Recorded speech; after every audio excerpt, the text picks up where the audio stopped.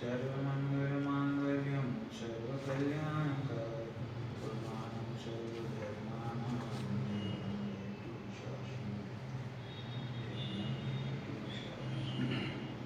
रम्यो मञ्जनं वीरम् अनन्तवर्णानदं संसारं गच्छाम्यहं सारम्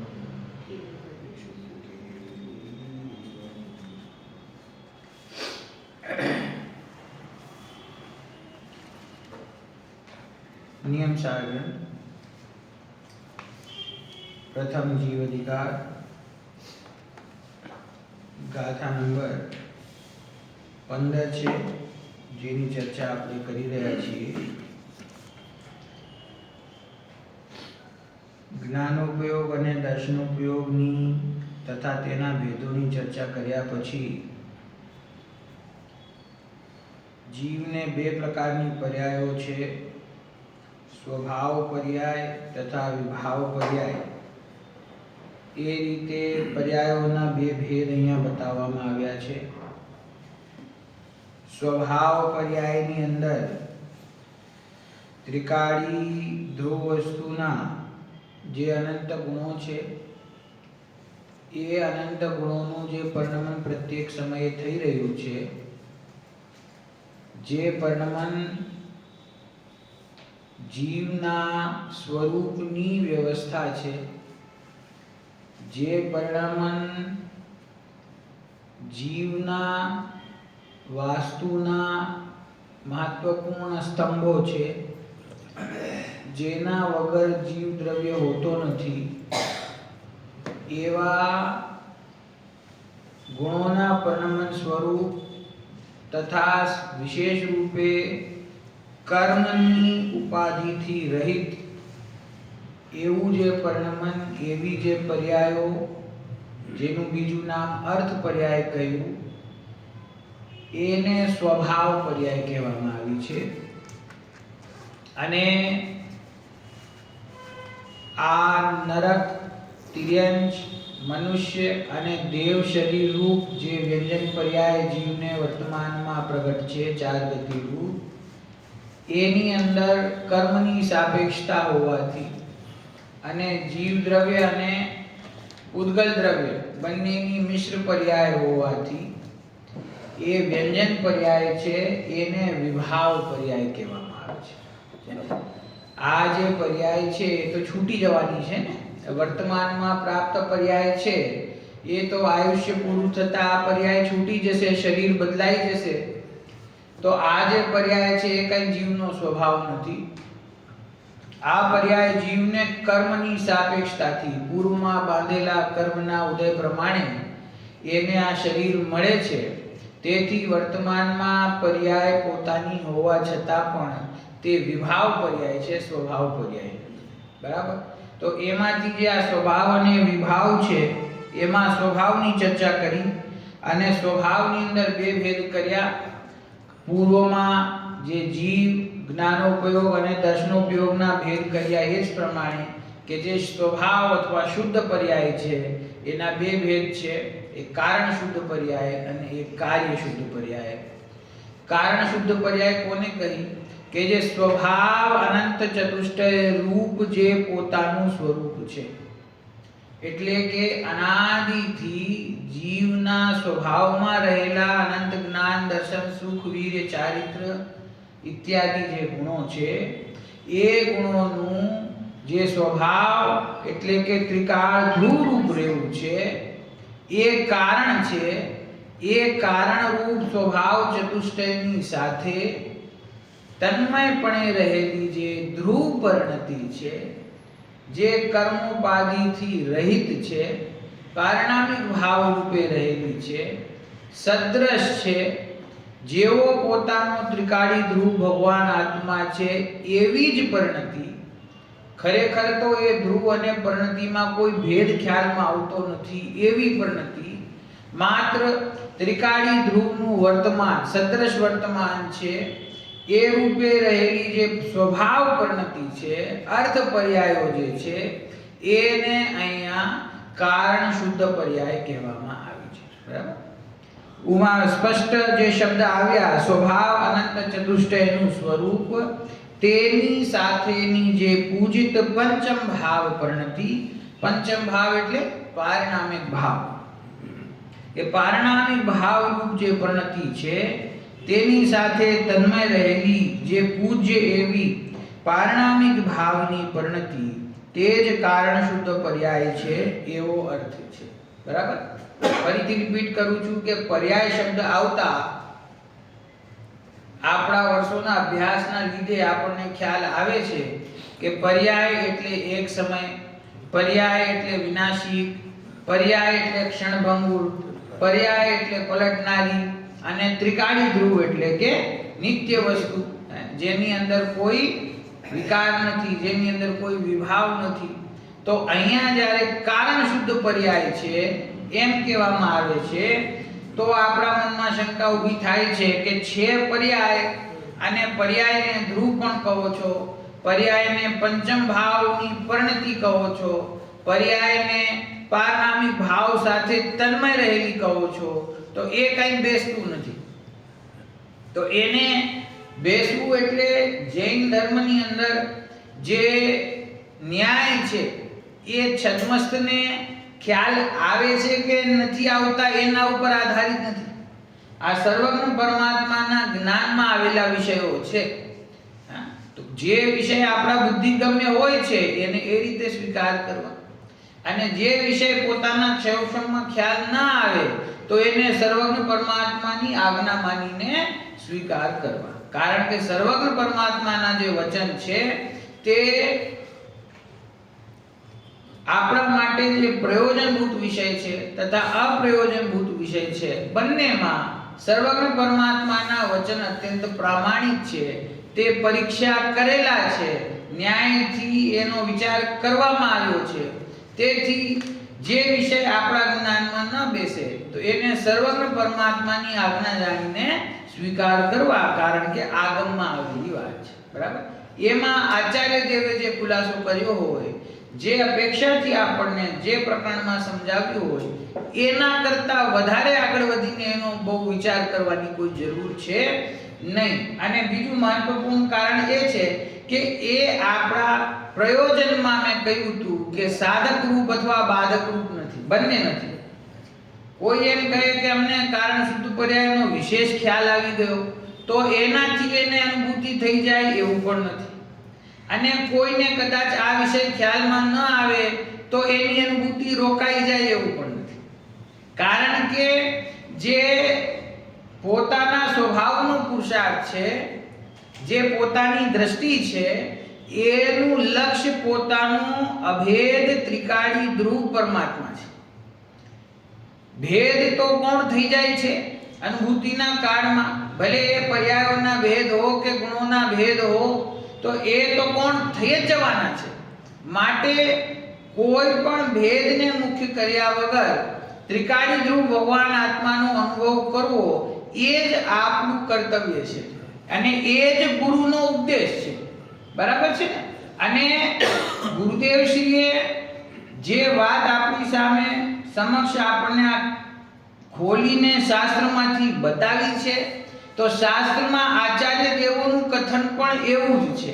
સહજ જ્ઞાન, કારણ દર્શન, કારણ દ્રષ્ટિ, કારણ શુદ્ધ પર્યાય, તો એનું પણ એક જ જોડ છે કે અભેદને ઉપાદેય કરો, અભેદને વિષય બનાવો, ભેદમાં અટકાવો નહીં. બરાબર? તો સ્વભાવ પર્યાયના બે ભેદ, કારણ શુદ્ધ પર્યાય અને કાર્ય શુદ્ધ પર્યાય. આ કારણ શુદ્ધ પર્યાયની ચર્ચા આપણે કરી. હવે આગળના પેરેગ્રાફમાં કાર્ય શુદ્ધ પર્યાયની વાત છે. Page number 37. સાદી અનંત અમૂર્ત અતીન્દ્રિય સ્વભાવવાળા શુદ્ધ સદ્ભૂત વ્યવહારથી કેવળ જ્ઞાન, કેવળ દર્શન, કેવળ સુખ, કેવળ શક્તિયુક્ત ફળરૂપ અનંત ચતુષ્ટયની સાથેની, એટલે કે અનંત ચતુષ્ટયની સાથે તન્મયપણે રહેલી જે પરમોત્કૃષ્ટ ક્ષાયિક ભાવની શુદ્ધ પરિણતિ તે જ કાર્ય શુદ્ધ પર્યાય છે. એ આપણે લીટી વાંચી હતી અહીંયા જે કારણ શુદ્ધ પર્યાયની ચર્ચા કરી એના જેવી જ પંક્તિ, એના જેવા જ શબ્દો અહીંયા મૂક્યા છે, પણ ફેર ક્યાં પડ્યો એ જોજો કે કારણ શુદ્ધ પર્યાયમાં અનાદિ અનંત કહ્યું અને અહીંયા કાર્ય શુદ્ધ પર્યાયમાં સાદિ અનંત. કારણ શુદ્ધ પર્યાય અમૂર્ત છે અને અતિન્દ્રિય સ્વભાવવાળી છે અને અહીંયા કાર્ય શુદ્ધ પર્યાય પણ અમૂર્ત છે તથા અતિન્દ્રિય સ્વભાવવાળી છે. પણ ફેર પાછો શું પડ્યો કે ત્યાં અતિન્દ્રિય સ્વભાવવાળા એમ કહ્યું હતું અને અહીંયા કહ્યું અતિન્દ્રિય સ્વભાવવાળા શુદ્ધ સદ્બુદ્ધ વ્યવહારથી. શું આવ્યું? કારણ શુદ્ધ પર્યાય સ્વભાવ છે, ત્રિકાળ સ્વભાવ, માટે એમાં વ્યવહાર નથી, વ્યવહાર લાગુ પડતો નથી. અહીંયા કહ્યું કે જે આ અતિન્દ્રિય સ્વભાવ પ્રગટ થયો, ક્ષાયિક ભાવ, એ જે ક્ષાયિક ભાવ પ્રગટ થયો એ ક્ષાયિક ભાવ સ્વભાવને અનુરૂપ હોવા છતાં સાદી અનંત છે, નવીન પ્રગટ થયો છે. બરાબર. નવીન પ્રગટ થયેલી શુદ્ધતાને જીવની શુદ્ધતા કહેવી.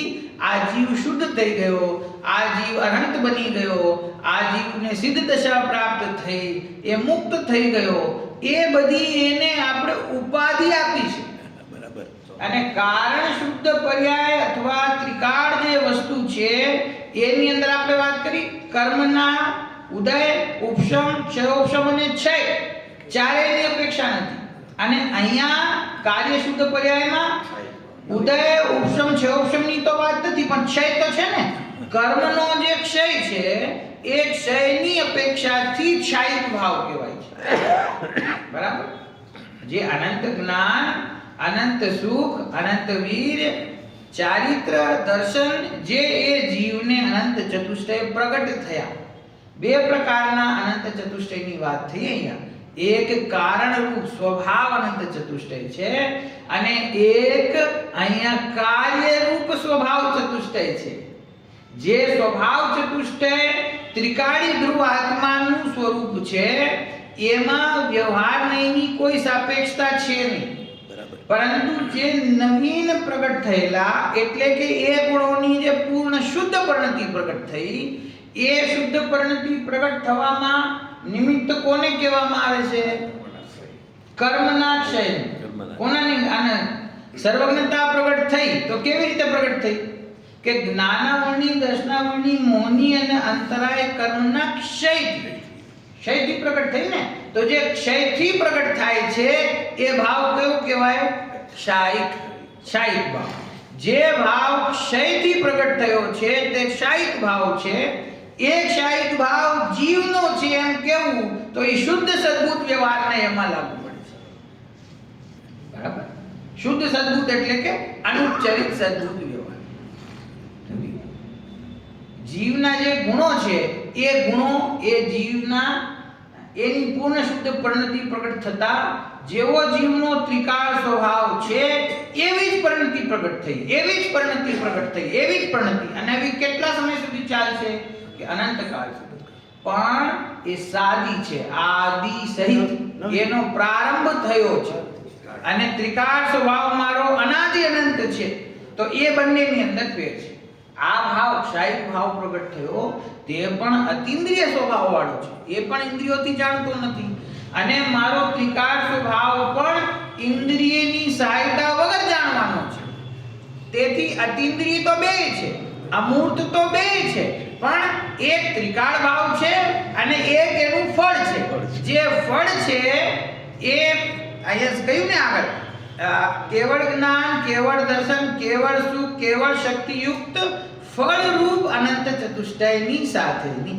તો એ જે અનંત ચતુષ્ટય પ્રગટ થયું એ કારણ સ્વભાવના આશ્રયથી પ્રગટ થવા વાળું ફળ છે. એક ક્ષાયિક ભાવ છે. ક્ષાયિક ભાવની શુદ્ધ પરિણતિ. જો શું કે છે આગળ? અનંત ચતુષ્ટયની સાથે તન્મયપણે રહેલી જે પરમોત્કૃષ્ટ ક્ષાયિક ભાવની શુદ્ધ પરિણતિ તે જ કાર્ય શુદ્ધ પર્યાય છે. ક્ષાયિક ભાવની શુદ્ધ પરિણતિ, એ જે પરિણતિ પ્રગટ થઈ એ પણ કેવી છે? કે શુદ્ધ છે. શુદ્ધ શું કામ છે? કે કર્મોની અશુદ્ધતા દૂર થઈ. જે ઘાતી કર્મ હતા, અનંત પરમાત્માને ઘાતી કર્મનો અભાવ થયો, સિદ્ધ પરમાત્માને ઘાતી અને અઘાતી બંને પ્રકારના કર્મોનો અભાવ થયો. એ કર્મના ક્ષયથી જે પરિણતિ હવે પ્રગટ થશે તો એને બહારમાં વિકારરૂપ થવામાં હવે કાંઈ નિમિત્ત બાકી જ નથી. તો જે વિકારરૂપ થવામાં કોઈ નિમિત્ત છે નહીં, તો એ પરિણતિ હવે કેવી પ્રગટ થાય છે કે એ શુદ્ધ રૂપે જ પ્રગટ થાય છે, શુદ્ધ રૂપે જ પ્રગટ થાય છે, શુદ્ધ રૂપે જ થાય છે. તો તેથી તે છે તો શુદ્ધ, પણ સાદી અનંત હોવાથી તેને શુદ્ધ સદબુદ્ધ વ્યવહારનો વિષય કહ્યો. અને ત્રિકાળ સ્વભાવને જોતા સ્વભાવ તો અનાદિ અનંત શુદ્ધ છે, એના ગુણ અનાદિ અનંત શુદ્ધ છે, અને એની કારણ શુદ્ધ પર્યાય પણ અનાદિ અનંત શુદ્ધ છે. એમાં કોઈ કર્મની સાપેક્ષતા નથી, એમાં કોઈ વ્યવહારની સાપેક્ષતા નથી. અને ક્ષાયિક ભાવની જે પરિણતિ પ્રગટ થઈ એ નવીન છે. તો આ કાર્યરૂપ છે અને કારણ શુદ્ધ પર્યાય એ કારણરૂપ છે. બરાબર ખ્યાલમાં આવ્યું? એ જેવી રીતે આગળથી ભેદ ચાલ્યા આવે છે, કારણ શુદ્ધ જીવ, કાર્ય શુદ્ધ જીવ, કારણ સ્વભાવ જ્ઞાન ઉપયોગ, કાર્ય સ્વભાવ જ્ઞાન ઉપયોગ. કે એક તો ત્રણેય લોક ત્રણેય કાળને જાણી શકે એવી શક્તિ મારી અંદર છે, એનો સ્વભાવ જ્ઞાન ઉપયોગ છે, કારણ સ્વભાવ જ્ઞાન ઉપયોગ. અને એ જ શક્તિની પ્રગટતા થઈ અને સર્વજ્ઞતા પ્રગટ થઈ તો એનું નામ કાર્ય શુદ્ધ જ્ઞાન. બરાબર? એવી જ રીતે સ્વભાવના શ્રદ્ધાનુરૂપ જે ત્રિકાળ ભાવ છે એ કારણ સ્વભાવ દર્શનો ઉપયોગ. અને જે કેવળ જ્ઞાન પ્રગટ થયું તો કેવળ જ્ઞાનની સાથે સાથે દર્શનોપયોગની જે પૂર્ણ શુદ્ધતા પ્રગટ થઈ, પરિપૂર્ણતા પ્રગટ થઈ, આવરણનો અભાવ થયો તો કેવળ દર્શન પ્રગટ થયું. એ કેવળ દર્શન કાર્ય શુદ્ધ દર્શનો. તેવી જ રીતે પોતાના સ્વભાવની સાથે રહેલી જે પૂજિત પંચમ ભાવની પરિણતિ તન્મયપણે રહેલી તે કારણ શુદ્ધ પર્યાય, અને એવા ત્રિકાળી રૂપ ભગવાન આત્માના આશ્રયથી જે ક્ષાયિક ભાવની પરિણતિ પ્રગટ થઈ તે કાર્ય શુદ્ધ પર્યાય. બરાબર છે? કારણ શુદ્ધ જીવ, કાર્ય શુદ્ધ જીવ, એ જીવ દ્રવ્ય આખું લઈ લીધું, એમાં પર્યાય આવી જ ગઈ. તો આનું ચેપ્ટર જુદું કરવાનું કારણ શું? કેનું? આ કારણ શુદ્ધ પર્યાયનું. હા, કારણ શુદ્ધ જીવ, કાર્ય શુદ્ધ જીવ, એમાં પર્યાય તો આવી જ ગઈ. કારણ શુદ્ધ જે જીવ છે, કારણ શુદ્ધ જીવમાં પર્યાય ક્યાં આવી ગઈ છે? ત્રિકાળી ધ્રુવ. કારણ શુદ્ધ જીવ તો ત્રિકાળી ધ્રુવ છે, અને કાર્ય શુદ્ધ જીવમાં પર્યાય આવી ગઈ છે. કાર્ય શુદ્ધ. એ કાર્ય શુદ્ધ જીવ, જો જીવની જ્યારે વાત ચાલે છે ત્યારે એ તો એ ત્રિકાળ જે સ્વભાવ અનંત ગુણોનું અખંડ પિંડ છે એની વાત થઈ, એ દ્રવ્યની વાત થઈ. પછી આપણે આગળ ક્યાં વધ્યા કે દ્રવ્યનું લક્ષણ શું? વિષય કેવી રીતે આગળ વધ્યો કે દ્રવ્યનું લક્ષણ શું? તો કે ચૈતન્ય દ્રવ્યનું લક્ષણ છે. ચૈતન્ય એટલે કે જ્ઞાન ઉપયોગ અને દર્શન ઉપયોગ. તો એના ભેદમાં જ્યારે આવ્યા ત્યારે એનું વર્ણન કર્યું.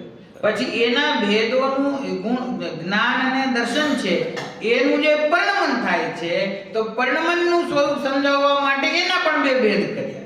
એ રીતે આ વિષય આગળ વધે છે. જુદો લખવાની જરૂર શું કામ છે કે ભાઈ દ્રવ્ય સમજાવે છે, ગુણ સમજાવે છે, પર્યાય સમજાવે છે, તો એના ભેદ તો કરવા પડશે ને. ભેદથી વસ્તુ સ્પષ્ટ થાય છે, એના માટે આ ભેદોની ચર્ચા અહીંયા કરી છે. કારણ શુદ્ધ જીવ જે સમુચય રૂપે વાત થઈ. હા, આ છે એ બાયફર્કેશન કરી જ્ઞાન ઉપયોગ, દર્શન ઉપયોગ અને એના ભેદો છે એની અહીંયા ચર્ચા કરી. ભાઈ પર્યાયની ચર્ચા શું કામ અહીંયા કરે છે કે પર્યાય આ એક સ્થૂળ પર્યાય પણ છે ને, હજી આગળ આવશે જે વિષય વ્યંજન પર્યાય જેને કહી. આ નર નારકાદી રૂપ, આ શરીર રૂપ જે આ સ્થૂળ પર્યાય છે એ પર્યાય એ મારી પર્યાય નથી, એ પર્યાય મારું સ્વરૂપ નથી. આ કર્મ સાપેક્ષ છે, એ મારા કરતા ભિન્ન છે, અને એક અંદરમાં જે ગુણોનું પરિણમન થઈ રહ્યું છે એ મારું સ્વરૂપ છે. એ બતાવવા માટે આ ભેદ કરવો જરૂરી છે. બરાબર એમ. હા, તો શું કહ્યું અહીંયા કે જે અનંત ચતુષ્ટય છે એ અનંત ચતુષ્ટય તેની સાથેની, એટલે કે અનંત ચતુષ્ટયની સાથે તન્મયપણે રહેલી જે પરમોત્કૃષ્ટ ક્ષાયિક ભાવની શુદ્ધ પરિણતિ તે જ કાર્ય શુદ્ધ પર્યાય છે. આ કાર્ય શુદ્ધ પર્યાય. બરાબર.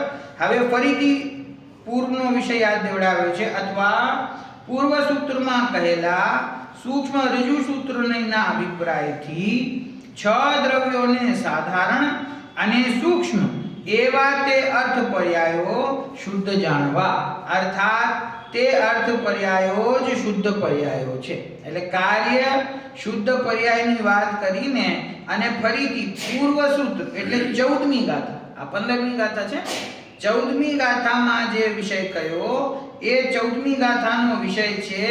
એમાં જે અર્થ પર્યાય કહી હતી, જે અર્થ પર્યાય એટલે કે 6 દ્રવ્યોમાં સાધારણ રૂપે રહેલી અને સૂક્ષ્મ, આગળ વાત આવી હતી ને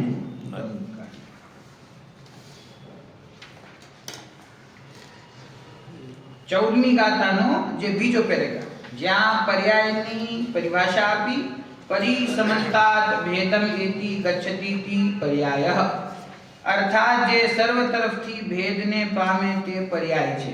જ્યાં સંખ્યાત અસંખ્યાત ગુણાવૃત્તિ આની ચર્ચા આવી, તેમાં સ્વભાવ પર્યાય 6 દ્રવ્યને સાધારણ છે, અર્થ પર્યાય છે, વાણી અને મનને અગોચર છે, અતિ સૂક્ષ્મ છે, આગમ પ્રમાણથી સ્વીકારવા યોગ્ય છે. આ જે ચર્ચા છે એને અહીંયા 15મી ગાથાની ટીકામાં આચાર્ય દેવ ફરીથી યાદ કરાવે છે કે મેં તમને કારણ શુદ્ધ અને કાર્ય શુદ્ધ એ બે ભેદ કરીને તો અહીંયા પર્યાયનું સ્વરૂપ સમજાવ્યું છે, અને પૂર્વની ગાથામાંથી જે 6 દ્રવ્યને સાધારણ સૂક્ષ્મ બુદ્ધિને અગોચર જે અર્થ પર્યાય છે એ અર્થ પર્યાય એ પણ શુદ્ધ પર્યાય છે.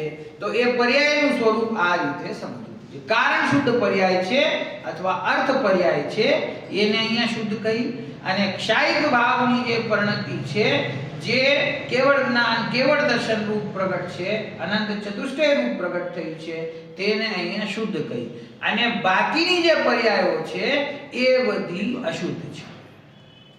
અહીંયા જે ચર્ચા ગૌણપણે જે રહી જાય છે અહીંયા એ કારણ શુદ્ધ પર્યાય અને કાર્ય શુદ્ધ પર્યાય એ બંનેની ચર્ચા કરી, બંનેને શુદ્ધ કહ્યા. એનો અર્થ એમ થયો કે બાકીની જે પર્યાયો થાય છે એટલે મતિ જ્ઞાન, શુદ્ધ જ્ઞાન, અવધિ જ્ઞાન ઇત્યાદિની જે પર્યાયો છે, અને એની સાથે સાથે જીવની પરિણતિમાં વિશેષપણે પ્રગટ થવા વાળા જે વિભાવ એટલે કે મોરા ક્લેશના પરિણામ રૂપ પર્યાય છે, એ પણ પર્યાય છે ને, રાગની પર્યાય, ક્રોધની પર્યાય, વિકારી ભાવોની પર્યાય, તીવ્ર કષાય, મંદ કષાય, શુભ ભાવ, અશુભ ભાવ, એ બધી પર્યાયો એક કઈ શ્રેણીમાં જાય છે? વિભાવ પર્યાય.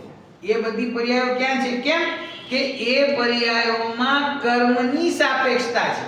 બરાબર સમજી ગયા? કર્મના ઉદયની, ઉપશમની, ક્ષયોપશમની સાપેક્ષતા હોવાથી તે બધી પર્યાયો વિભાવ પર્યાયમાં છે, અને એક કારણ શુદ્ધ પર્યાય અને કાર્ય શુદ્ધ પર્યાય એ બંને સ્વભાવ પર્યાય છે.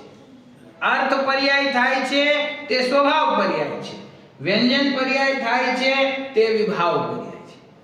અઘરો લાગે છે વિષય? અઘરો લાગે? ઈ તો અભ્યાસ હોય ભાઈ. આ તો પરમાગમ છે, નિયમસાર શાસ્ત્ર છે. આચાર્ય દેવની અંગત ડાયરી કહેવાયા, કુંદકુંદાચાર્ય દેવની અંગત ડાયરી છે.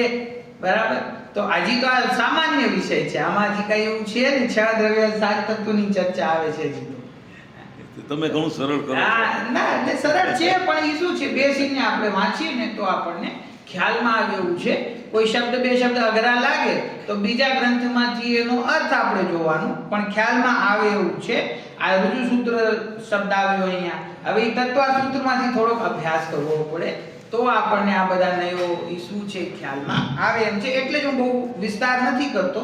ભાવ આપણે એનો પકડીએ છીએ કે જેમ છે તેમ જે અર્થ પર્યાયો છે તે અર્થ પર્યાયોમાં કર્મની સાપેક્ષતા નહીં હોવાથી આ એક કોન્સેપ્ટ આપણને ખ્યાલમાં રહેવો જોઈએ કે જીવ દ્રવ્ય છે, એના ગુણો છે અને એમનું જે પરિણમન છે.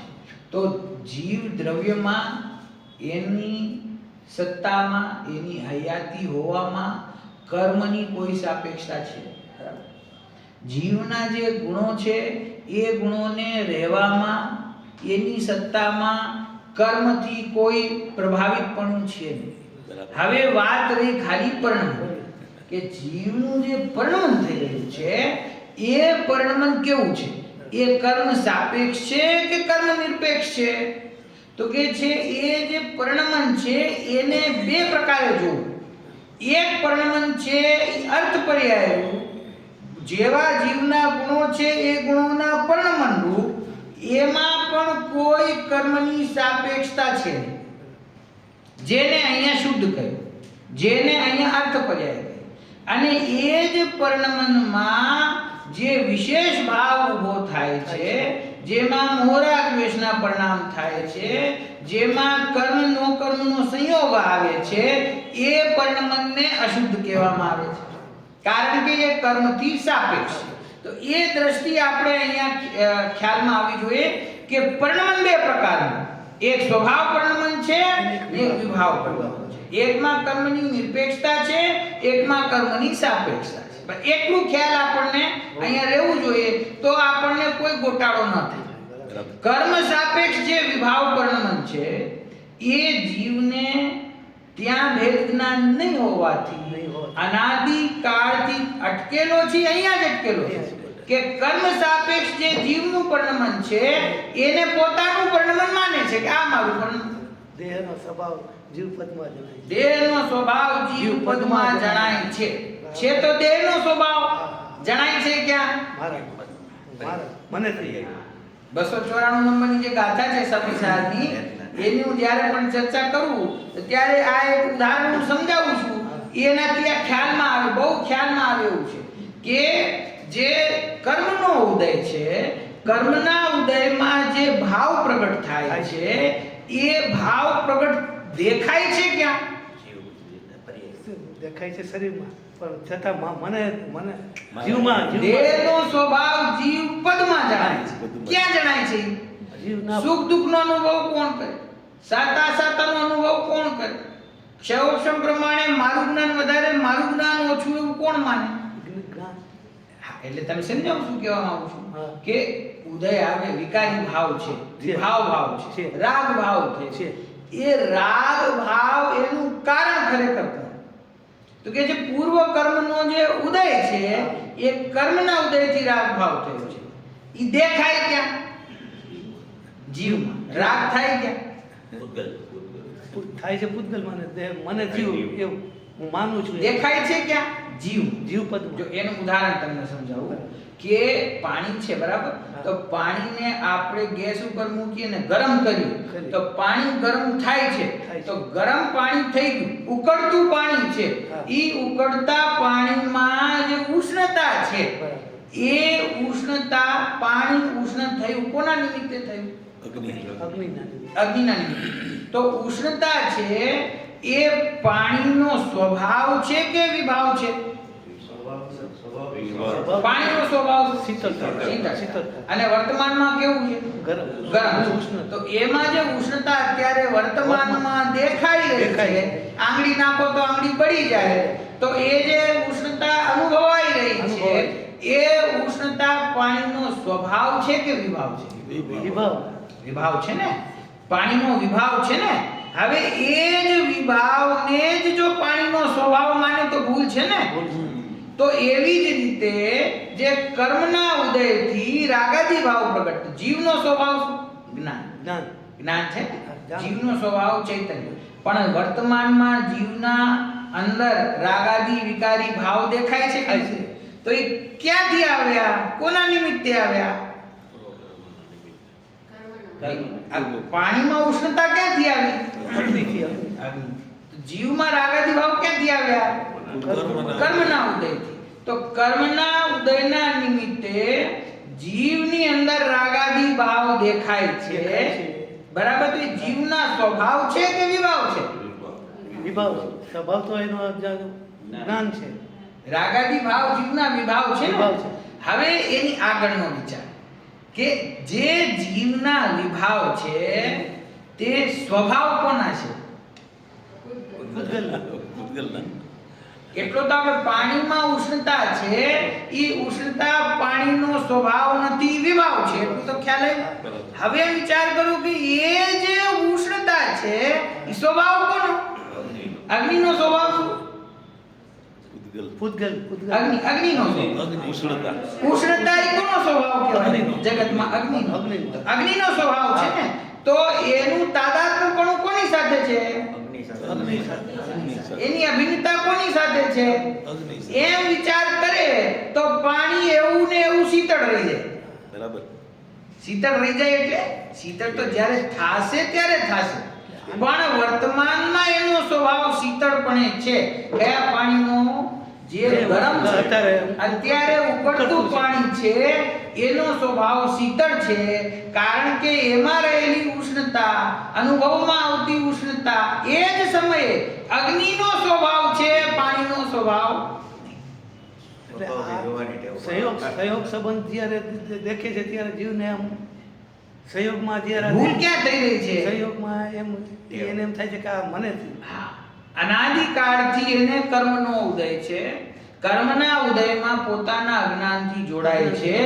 એમાં જોડાવાથી એને વિકારી ભાવ ઉત્પન્ન થયો, એટલે કે એની આપણા વિષય પ્રમાણે એની જે વર્તમાનમાં પ્રગટ થતી શ્રદ્ધા ગુણની, ચારિત્ર ગુણની, જ્ઞાન ગુણની જે પર્યાય છે, એમાં વર્તમાનમાં વિકારી ભાવ ઊભો થયો, મોરાગ દ્વેષના પરિણામ થયા. તો એ જે વિકારી ભાવ થયો, એ વિકારી ભાવ છે કોના નિમિત્તે? કર્મના નિમિત્તે. અને માને છે શું? કે આ મારું પરિણામ છે. એમ વિચાર કરતો નથી કે આ મારા ચૈતન્ય સ્વભાવથી ભિન્ન વિકારી ભાવ છે. એ વિકારી ભાવ જો મારો વિકારી ભાવ છે, તો સ્વભાવ કોનો છે? સ્વભાવ એ પૂતગલનો છે, સ્વભાવ કર્મનો છે. તો એને તાદાત્મ્યપણું કોની સાથે છે? તાદાત્મ્ય કોને કહેવાય? મેં તમને યાદ છે, મેં એક ન્યાય આપ્યો, સમીક્ષામાં આપ્યો છે કે યવા પૂર્વકાહા યવા એવ ના અન્ય. એટલે જવ હોય, અનાજ, જવના દાણા તમે વાવો ખેતરમાં, તો જે ફસલ ઊભી થાય એ શેની ઊભી થાય? પાક શેનો આવે? કે જવ વાવો તો જવ આવે, બીજું કાંઈ ના આવે. તો જે વિકારી ભાવ છે, દ્રવ્ય કર્મના નિમિત્તે થતા ભાવ કર્મ, એ ભાવ કર્મ એ દ્રવ્ય કર્મ જેવા જ હોવાથી, દ્રવ્ય કર્મના કારણે ઉત્પન્ન થતા, તેથી દ્રવ્ય કર્મ જેવા જ હોવાથી મારા જ્ઞાન સ્વભાવથી ભિન્ન છે. બરાબર. ઈ જવમાંથી થયેલું જવ છે, દ્રવ્ય કર્મમાંથી થયેલું ભાવ કર્મ છે, મારો સ્વભાવ નથી. બરાબર. જે વખતે રાગ છે એ વખતે જો જ્ઞાન હાજર થાય તો જ મેળ થાય. એટલે હાજર છે, થાય નહીં, છે. ઈ સમજવાનું છે કે એ જે સમયે રાગ છે એ સમયે જ્ઞાન છે. જ્ઞાન હાજર જ છે. જ્ઞાનની દ્રષ્ટિ કરે તો મોક્ષ માર્ગ, અને રાગની દ્રષ્ટિ કરે તો બંધ માર્ગ. બસ એટલો જ માર્ગ છે. બરાબર. અહીંયા કરવાનું તો કાંઈ છે જ. માત્ર ભિન્ન જાણવાનું છે. આ જૈન દર્શનમાં જે ઉપદેશ છે, ઉપદેશ ભેદ જ્ઞાનનો છે. ભેદ જ્ઞાન, ભેદ કરવાનો નહીં. કરવાનું અહીંયા કઈ છે નહીં. ભેદનું જ્ઞાન, જે અનાદિ અનંત ભિન્ન રહેલું છે, એ ભિન્નને તમે તમારા જ્ઞાનથી એકપણે માન્યું છે, એને જ્ઞાનથી પાછું ભિન્ન કરી નાખો. કરી નાખો એટલે ભિન્ન જાણો. જાણો, કરવાનું નથી. કર્મ છે, કર્મ દ્રવ્ય કર્મ છે ને, તો દ્રવ્ય કર્મનો નાશ કરવાનો છે, અભાવ કરવાનો છે, કે દ્રવ્ય કર્મ મારાથી ભિન્ન છે એમ જાણવાનું છે. ભિન્ન છે એમ જાણે એટલે અભાવ થઈ જાય. આ જે પ્રોસેસ છે એ એક સમયમાં જ હોય ને, એ જ સમયમાં જ્યારે રાગ જે થયો એ વખતે જ્યારે જ્ઞાન કરી છે ત્યારે સમયનો ભેદ હોય કે એક જ સમયે? એક સમયે છે, ભેદની શું જરૂર છે? ભાઈ ત્રિકાર સ્વભાવ તો સદા વિદ્યમાન છે ને, વિદ્યમાન છે. અને વર્તમાન પરિણતિમાં રાગાદિ વિકારી ભાવ છે. એ રાગાદિ વિકારી ભાવ એ મારા વિભાવ છે કે સ્વભાવ છે? વિભાવ છે ને.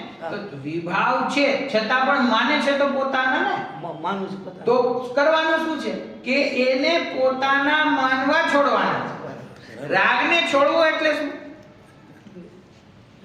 જેમ જમી કંદનો કોઈ ત્યાગ કરે ને, કે અમે જમી કંદનો ત્યાગ કર્યો, તો જમી કંદનો ત્યાગ કર્યો એટલે શું? એનાથી છૂટો થઈ ગયો. છૂટો થઈ ગયો. કેવી રીતે છૂટો થઈ ગયો? શું છૂટું થઈ ગયું? પોતાના ભાવથી. શું કહ્યું? અત્યાર સુધી એમ માનતો હતો કે આના વગર મને નહીં ચાલે. નહીં ચાલે. હા, થાય. હવે એને એમ માન્યું કે આનાથી અનંત જીવોની હિંસા થાય છે, તો આને ભક્ષણ કરવાનો, આનો ભોગ કરવાનો મારો જે રાગ ભાવ છે, એ રાગ ભાવ છોડું છું. શું છોડે છે?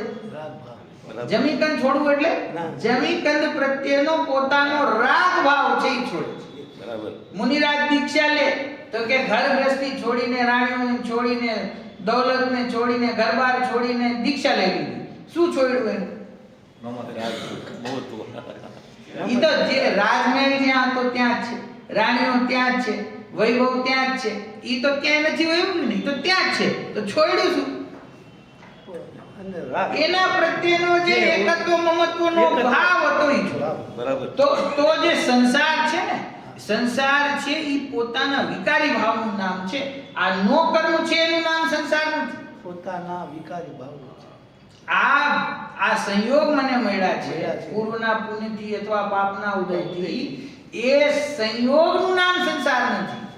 એ સંયોગમાં આ મારા છે એવો જે ભાવ છે, એ ભાવનું નામ સંસાર છે. એ ભાવ છૂટે, તો આ બધું તો છૂટી જ ગયેલું છે. કે પકડેલું નથી. તમે ઈ કઈ તમારા સ્વભાવ સાથે તાદાત્મ્ય ના, છે? નથી. ઈ કઈ તમારા સ્વરૂપમાં વણાયેલું છે? માયનું છે. ખાલી માન્યતા છે. બસ. બરાબર. માન્યતા છે. માન્યતા. લગ્ન થાય તો પત્ની પ્રત્યેનો જે પ્રેમનો ભાવ છે એનું નામ લગ્ન છે. પત્નીનું નામ લગ્ન નથી. એની પ્રત્યે જે રાગ ભાવ છે એનું નામ લગ્ન છે. અને રાગ ભાવ છૂટી જાય તો ઝઘડો થઈ જાય, તલાક લેવાની નોબત આવે તો શું થાય? પત્ની તો ઘરમાં હાજી છે પણ રાગ ભાવ નથી, તો શું થાય? તો ઈ છૂટી ગઈ ને. છૂટાછેડા તો ખાલી કાગળમાં સાઈન કરવાનું નામ છૂટાછેડા નથી. મનમાંથી એના પ્રત્યેનો રાગ છૂટી ગયો એટલે છૂટાછેડા થઈ ગયા. બીજા શું છૂટાછેડા જોઈએ છે? એવું છે ને.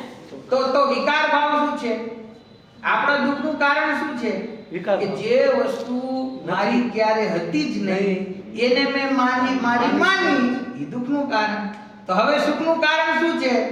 જે જેવું સ્વરૂપ છે, જે મારાથી ભિન્ન છે, એને ભિન્ન જાણે તો સુખી થઈ જાય. તો આ મોરા દ્વેષના ભાવ મારા છે એવું વિપરીત શ્રદ્ધા, એનું નામ દુઃખ. અને ભેદ જ્ઞાનથી એને ખ્યાલમાં આવ્યું કે આના અને મારા લક્ષણો મળતા નથી. લગ્ન થઈ જાય 2 વર્ષે ખ્યાલ આવે ભાઈ આની સાથે લક્ષણ મળતા નથી આપણા. અનાધિકારની ભૂલ થઈ રહી છે, પણ એક વાર તો છોડવાનો પ્રારંભ કરવું પડશે ને. જે અનાધિકાળથી મારી સાથે છે, જેને મેં મારા અજ્ઞાનના કારણે મારું માન્યું. હવે લક્ષણ ભેદ આચાર્ય પરમાત્માએ બતાવ્યું ને આપણને. લક્ષણ ભેદ બતાવ્યું. ભાઈ તું ચૈતન્ય છો, આ જળ છે. તું જાણવા વાળો છે, આમાં જાણવાની શક્તિ નથી. તું નિર્વિકલ્પ સ્વભાવ વાળો છે, આમાં આકૃતા થાય છે. તું પવિત્ર સ્વભાવ વાળો છે, આ મલિન સ્વભાવ છે. તો તારા લક્ષણો જ મેચ નથી થતા, તો આ વસ્તુ મારી છે એવું તું કેવી રીતે કહે છે? અજ્ઞાનથી. અજ્ઞાન. એ અજ્ઞાન છોડવાનું છે. જ્યાં સુધી એને ભેદ જ્ઞાન થતું નથી ત્યાં સુધી કર્મના ઉદયમાં થયેલા વિકારી ભાવો અને કર્મના ફળમાં પ્રાપ્ત થયેલા નો કર્મો એને પોતાના ભાષિત થાય છે. અને જ્યાં એને ભેદ જ્ઞાન થાય છે તો જે વસ્તુ જગતમાં જેવી છે એનું સ્વરૂપ જેમ છે એમ ખ્યાલમાં આવે છે. જેમ વસ્તુ છે એમ ખ્યાલમાં આવવી એનું નામ સમ્યક દર્શન. સમ્યક શ્રદ્ધા. જે વસ્તુ જેવી છે, જેવું એનું સ્વરૂપ છે એવું જ મેં માન્યું, એનું નામ સમ્યક દર્શન. તો આત્માનું સ્વરૂપ શું છે? કે આત્મા સુખનું કારણ છે, એ અનંત ચતુષ્ટય રૂપ છે, એના આશ્રયથી મોક્ષ પ્રગટ થાય છે એવા પોતાના સ્વભાવની પ્રતીતિ, એનું નામ સમ્યક દર્શન. અને દ્રવ્ય કર્મ, ભાવ કર્મ, નો કર્મ મારાથી ભિન્ન છે, એ મારા સ્વરૂપ નથી. હું એમાંથી મારા ઉપયોગને ખેંચી લઉં છું. એની સ્થિતિ જેમ થવાની છે તેમ થશે, એનો કરતા હું નથી. એનું નામ સમ્યક દર્શન. ઈ સમ્યક દર્શન છે. પરને પર જાણવું અને સ્વને સ્વ માનવું, એનું નામ સમ્યક દર્શન છે. એ સમ્યક દર્શન ખરેખર આ ભાવમાં પ્રયત્ન કરે તો પ્રગટ થાય એવું છે. નથી થાય એવી વસ્તુ નથી. આ તો ચારે ગતિમાં થાય એવી વસ્તુ છે, ખાલી મનુષ્ય ગતિમાં નહીં. તિર્યંશને પણ પ્રાપ્ત થાય છે, નરકના જીવને પણ એટલી આકુળતાની વચ્ચે પણ સમ્યક દર્શન થઈ શકે છે, સ્વર્ગના જીવને આટલા ભોગોની વચ્ચે થઈ શકે છે, તો પછી આપણને કેમ ના થઈ શકે? થાય એવું છે, પણ એના માટે સાચી દિશા એને ખ્યાલમાં આવે. મારે કઈ તરફ આગળ વધવું છે એ ખ્યાલમાં આવે. દિશા ખ્યાલમાં હોય તો દશા સુધરે. પણ દિશા એને પહેલા સાચી પકડવી પડે કે મારે ક્યાં આગળ વધવાનું છે. આ તો હજી ધર્મના નામે ખાલી એમ સમજતો હોય કે દેવશાસ્ત્ર ગુરુનો વિનય કરું છું, સમય પૂજા કરું છું, કોઈક વખત સ્વાધ્યાય કરી લઉં છું, વર્ષે 2 વાર ઉપવાસ રાખી લઉં છું, એકવાર તીર્થયાત્રાએ જઈ આવું છું, એટલે આ ધર્મ થઈ ગયું. તો એને સાચી દિશા નહીં પકડાય. આ તો જગતમાં પ્રત્યેક ધર્મમાં બધી જગ્યાએ આવું જ સ્વરૂપમાં માનવામાં આવ્યું છે.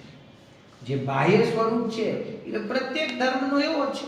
તમે શિખરજી જાઓ, ઓલા બીજા કોઈ તીર્થમાં જાય, અન્ય ધર્મવાળા એના તીર્થે જાય, બરાબર. તમે દાન દક્ષિણા આપો, બધા ધર્મમાં દાન દક્ષિણા આપો છો. તમે મંદિર બંધાવો, કોક એના મંદિર બંધાવે, કોક મસ્જિદ બંધાવે, કોક ચર્ચ બનાવે. તો આ તો બધી જગ્યાએ આ બાહ્ય સ્વરૂપ તો આવું જ છે. એ મંદ કસાય રૂપ છે. તમે એમ ન સમજતા કે મંદ કસાય ખાલી જૈની લોકોને જ છે. મંદ કસાય રૂપ પરિણામ તો બધા ધર્મમાં ઘણા જીવોને હોય છે. બરાબર. એ મંદ કસાયનું પરિણામ સ્વર્ગ આદિની પ્રાપ્તિ એ પણ બધાને થતી હોય છે. ખાલી કઈ તમને જ થાય એવું નથી. સમજી ગયા? સ્વર્ગમાં તો ઘણા જીવો જતા હોય છે, પણ એનાથી એ જીવનું કઈ ભલું થતું નથી. એનાથી કઈ એને મોક્ષ માર્ગ મળતો નથી. જો અઘરી વાત કહું છું, અહીંયા આખો જીવન ધર્મ માર્ગ ઉપર ચાલે, શુભ ભાવને ધર્મ માનીને, અને ખૂબ તપસ્યા કરે, ખૂબ ઉપવાસ કરે, સમજ્યા? અને અહીંયાથી મરીને સ્વર્ગમાં જાય, અને બાજુની સીટમાં કોઈ ક્રિશ્ચિયન બેઠો હોય, એની બાજુની સીટમાં કોઈ હિન્દુ વ્યક્તિ બેઠો હોય, તો તમે શું વિશેષ કર્યું છે એને કર્યું એનાથી? ઈ પણ એના જીવનમાં એને મંદ કસાય રાખી અને મંદ કસાય પૂર્વક એને મરણ કર્યું, એને સ્વર્ગ મળી જાય. અને તમે આખું જીવન કર્યું, તમને સ્વર્ગ મળી જાય. ફેર શું રહ્યો? એટલે આપણે સ્વર્ગનો રસ્તો પકડવાનો નથી, આપણે મોક્ષનો રસ્તો પકડવાનો. ઈ કોઈની પાસે નથી. એમાં છે ને, એમાં આપણી જૈનોની મોનોપોલી કહેવાય. ઈ કોઈ ન મળે. ઈ સાચા માર્ગે ચાલે ને તો આ મોનોપોલી. આપણે 6 મહિના ને 8 સમયમાં 608 છે. ઈ 608 આપણે છીએ, એમાં કોઈ બીજું નથી. સ્વર્ગના રસ્તામાં તો અસંખ્ય છે તમારી સાથે. મોક્ષના રસ્તામાં કોઈ નથી, કેમ કે કોઈને જોતું જ નથી, કોઈને આની સમજ જ નથી, કોઈને આની રુચિ નથી. તો આપણા માટે આ મોક્ષનો, જો એમ કે ને કે મોક્ષનો માર્ગ અઘરો, થોડાક જ જીવોને પ્રાપ્ત થાય. હું એમ કહું છું, મોક્ષનો માર્ગ આપણા માટે સહેલો છે. આપણી સાથે ત્યાં કોઈ કોમ્પિટિશન છે નહીં. જે વિતરાગ ભગવાનના બતાવેલા માર્ગમાં આવે એને જ આ રસ્તો મળે છે, બીજા કોઈને આ રસ્તો મળતો જ નથી. બરાબર. તો આ ખરેખર અઘરો નથી, પણ દિશા સાચી હોવી જોઈએ. પોતાનું સ્વરૂપ એને ખ્યાલમાં આવે. એ કારણ પરમાત્મા હું છું, ત્રિકાળી ધ્રુવ વસ્તુ હું છું. મારા તીર્થંકર પરમાત્માએ પણ મને મારો સ્વભાવ બતાવ્યો છે, એ જ મારા માટે હિતનું કારણ છે. એવા નિર્ણય પૂર્વક દિશામાં આગળ વધે કે આ જ હું છું એમ, પોતાના ત્રિકાળ સ્વભાવમાં અહમપણું કરે તો એ અવશ્ય ને મોક્ષ માર્ગ મળે. ન મળવાનો અહીંયા પ્રશ્ન છે ને. કરે છે પણ માનસિક જ્ઞાનથી આમ અંદરમાં જે આમ છે ને, આમ આવે છે અંદર, પણ એ માનસ આમ અહીંયા ઉધી જાય. એટલે જ્યાં સુધી ભાવ છે એનો જ મહત્વ છે. વિચાર સુધી તો આત્માના વિચાર સુધી પણ ઘણા જીવો પહોંચી જાય છે, પણ વિચારથી આગળ વધીને એમાં પ્રતીતિ કરી, અહમપણું કરવું, નિર્વિકલ્પતા આવવી, એના માટેનો આ પુરુષાર્થ છે. એ પુરુષાર્થ આપણા જીવનમાં થાય તો આ મનુષ્ય બહુ સફળ કહેવાય. બાકી તો અન્યની જેમ એ જ લાઈનમાં, સંસાર માર્ગની લાઈનમાં આપણે પણ પ્રયત્ન કરી રહ્યા છીએ. કોઈક વખતે સ્વર્ગ મળે, કોઈક વખતે મનુષ્ય ગતિ મળે, કોઈક વખતે ત્રિયંશમાં જાય, કોઈક વખતે નરકમાં જાય. એ ચક્કર એનું ચાલુ રહે છે. એ આગળ વધીને એમાંથી નીકળીને અને સિદ્ધ દશા માટે થોડોક એને વિશેષ પુરુષાર્થ અન્ય કરતા એટલે કે સાચો માર્ગ સમજવો, સાચા તત્વનો નિર્ણય થવો, એ જ વિશેષ પુરુષાર્થ છે. એ આપણે આ જીવનમાં કરવું જ રહ્યું. આના સિવાય પછી આ મોકો ફરીથી મળશે નહીં. બરાબર? તો અહીંયા પહેલા કારણ શુદ્ધ પર્યાયની ચર્ચા, પછી કાર્ય શુદ્ધ પર્યાયની ચર્ચા. બેની અંદર એક જગ્યાએ પારણામિક ભાવ, એક જગ્યાએ ક્ષાયિક ભાવ. એનાથી એમ સિદ્ધ થાય છે કે એના વચલી જે અવસ્થાઓ છે, એ જેટલા બીજા કર્મ સાપેક્ષ ભાવો છે, ઉદય ઉપશમ છ ઉપશમથી, એ બધાને અહીંયા વિભાવ પર્યાયમાં આચાર્ય દેવે રાખી છે. એ વિભાવ પર્યાયો એ જીવનો સ્વભાવ નથી. સ્વભાવ પર્યાય એ એની કારણ શુદ્ધ પર્યાય અથવા અર્થ પર્યાય એ એનો સ્વભાવ છે. આ રીતે આ શું કહે છે, એ રીતે શુદ્ધ પર્યાયના ભેદ સંક્ષેપથી ગયા. સંક્ષેપમાં બે પેરેગ્રાફમાં શુદ્ધ અને અશુદ્ધ, સ્વભાવ અને વિભાવ પર્યાયોની, અર્થ અને વ્યંજન પર્યાયોની ચર્ચા અહીંયા કરી. હવે જેમાંથી જે વ્યંજન પર્યાય જે છે, તિર્યંજ, નારક, દેવ, નર પર્યાય વૈભાવિક કયા, એની ચર્ચા હવે અહીંયા આવશે. એ આપણે કાલે કરીશું. અત્યારે સમય થઈ ગયો છે.